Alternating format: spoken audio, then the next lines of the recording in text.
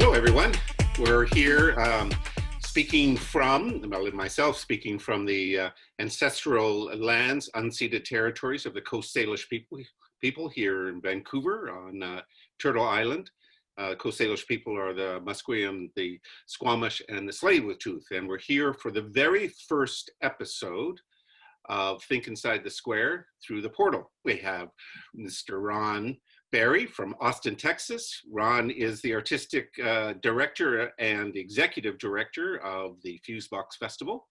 And we also have from Sydney, down in Australia, we have Mr. Jeff Kahn, who is the artistic director and CEO of Performance Space. Hi, guys. Hi. So first off, I wanted to ask you guys, what brought you together to collaborate on the 2020 virtual edition of the Fusebox Festival, which we're going to, of course, dive into, the kind of reasons for it for going virtual, the experience of doing it virtual, and all the things, the takeaways and the lessons and everything that perhaps were outcomes and kind of came away from your experience of collaborating. Fusebox was founded 15 years ago by a group of artists, including myself. Our background was in theater and performance, but we were really interested in the edges of that and the possibilities of that art form. And so we wanted to engage with visual artists and musicians and filmmakers, as well as theater and dance artists. And then we were also really hungry to meet other artists living in other parts of the world. We love living in Austin, but we wanted to meet other artists and, exchange ideas and practices. And so we started this festival. And now the festival happens all over the city in about 20 different locations. It's 1/3 local, 1/3 national, 1/3 international. And it's entirely free to attend. What was the moment for you where, personally for myself, I think probably everybody can have a certain moment where they felt something was really happening, that there was a big moment around the epidemic, and that it was real, and that it was everywhere, and that it was significant. For me, it was actually South by Southwest, the cancellation of that kind of really signaled to me that this was something that we were going to have to pay attention to in a very big way.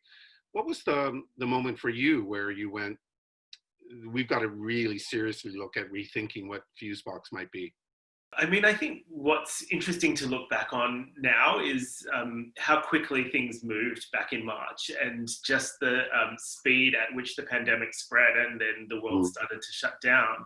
And that this time for Ron and the team making these decisions around Fusebox, the ground was so unstable and events were changing every single day in terms of how severe things were forecast to be, and the restrictions on travel and gathering that just sort of exponentially increased over the course of March.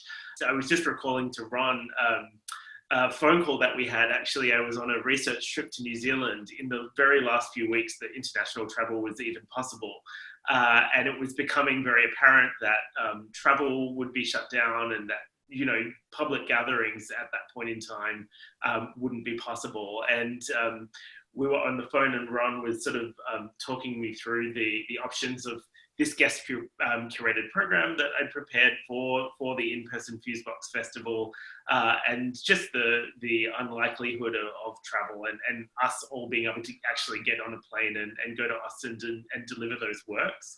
And so, I was in New Zealand, Ron was in Austin, the world was sort of shutting down around us, and this very quick series of decisions that were then made about sort of both honouring those commitments to the artists in the in-person festival and pivoting to the virtual festival. And I think, the extraordinary thing about that for me in retrospect is that was such a time of fear, not only for the arts, but for the whole world. Like, our whole world was changing in a way that we didn't understand, and our worlds were becoming much sort of smaller and narrower by the day, and what felt like by the hour. And in the arts, we didn't know, what we fundamentally do, gathering people in spaces together and organizing live events, was looking impossible. And we didn't know if and when it would ever be possible again. And we didn't know if and when we'd be able to see each other in person, or whether travel would be possible.